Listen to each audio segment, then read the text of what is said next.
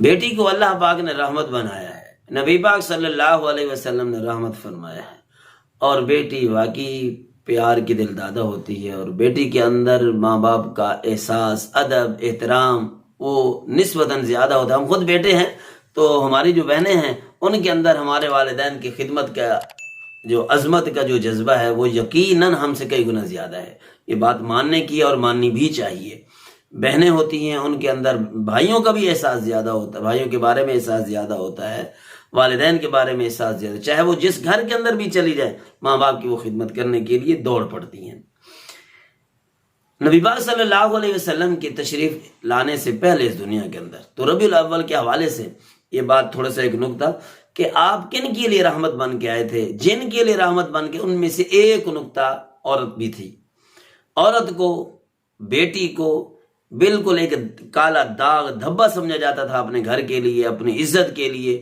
اللہ کا قرآن کہتا ہے وَإِذَا بُشِّرَ أَحَدُهُم بِالْأُنثىٰ ظَلَّ وَجْهُهُ مُسْوَدًّا وَهُوَ كَظِيمٌ، کہ جب اس کو پتہ چلتا میرے گھر میں بیٹی پیدا ہوئی ہے تو اس کا چہرہ سیاہ ہو جاتا تھا، اور اپنے دل کے اندر گھٹتا میں گھر کیسے جاؤں، میرے گھر میں تو بیٹی پیدا ہو چکی ہے۔ تو وہ کم وقت جب تھے تو آج بھی ایسے کئی بدبخت لوگ موجود ہیں جو بیٹی کو اسی طریقے سے منحوس سمجھتے ہیں جس طریقے سے عرب کے کافر لوگ منحوس سمجھتے تھے۔ ایک نہیں کئی واقعات آج بھی آپ کو مل جائیں گے گلی کوچے محلوں کے اندر کہ لوگ بیٹی کی پیدائش پر بڑے ہی عجیب دل کو گھٹن میں رکھتے ہیں کہ بھئی میں کیا کہوں گا میرے گھر میں کیا پیدا ہوا ہے۔ یہ کم وقت نہیں سوچتے کہ بھئی ہم بھی جس سے پیدا ہوئے ہیں وہ بھی کسی کی بیٹی ہے، اگر وہ پیدا نہ ہوتی، وہ میرے باپ کے گھر میں نہ آتی تو شاید ہم اس دنیا کے اندر وجود ہی نہ لا سکتے۔ پھر وجود کیسے ہوتا؟ کئی لوگوں نے اپنی بیویوں کو یوں دھمکیاں دیں کہ اگر تیری اب بیٹی پیدا ہوئی تو میں تجھے طلاق دے دوں گا۔ ایسے جاہل ترین لوگ بھی پڑے ہیں اس دنیا کے اندر، اللہ نے ان کو اپنے فضل و کرم سے جگہ تو دی ہوئی ہے زمین پہ رہنے کی، لیکن وہ اس قابل ہیں نہیں۔ یہ اللہ کا احسان ہے کہ اللہ کی مخلوق سے اللہ سے مقابلہ بھی کر رہا ہے۔ اللہ بیٹی دینا چاہتے، یہ کہتے ہیں نہیں بیٹا ہونا چاہیے۔ تو بیٹے کے جب جوتے لگتے ہیں تو پھر پریشان ہوتا ہے کہ مجھے بیٹے نے گھر سے نکال دیا، میرے بیٹے نے میرے ساتھ دھوکہ کیا، فراڈ کیا، مجھے جو ہے مارا ہے فلاں۔ تو وہ تبھی لگتی ہے کہ جب انسان کی کچھ نہ کچھ نیت پہلے سے خراب ہوتی ہے۔ بیٹی کو اللہ نے رحمت بنا کے بھیجا ہے، نبی علیہ الصلوۃ والسلام نے رحمت بنایا اس کو۔ یہ بڑی مظلوم ترین ہے جس کی وجہ سے اللہ نے اس کو یہ شان دی ہے۔ اس کو تو زندہ درگور کر دیا جاتا تھا۔ تو نبی علیہ الصلوۃ والسلام نے کیا فرمایا کہ جو آدمی دو بیٹیوں کی پرورش کرے، اخلاق سکھائے، کردار سکھائے، اور وقت آنے پر ان کی شادی کر دے اور اپنے گھر کو ان کو رخصت کر دے، تو میں اور وہ بندہ، میں محمد اور وہ پرورش کرنے والا بندہ جنت میں ایسے ساتھ ساتھ ہوں گے۔ اللہ کے بندو کتنی فضیلت ہے بیٹی کی۔ ٹھیک ہے کسی کی 2 ہو جاتی ہیں، کسی کی 6 ہو جاتی ہیں، کسی کی 7 ہو جاتی ہیں، کسی کی 8 کی 8 بیٹیاں ہوتی ہیں، کسی کا 1 بیٹا ہوتا ہے، کسی کا بیٹا ہوتا ہی نہیں ہے۔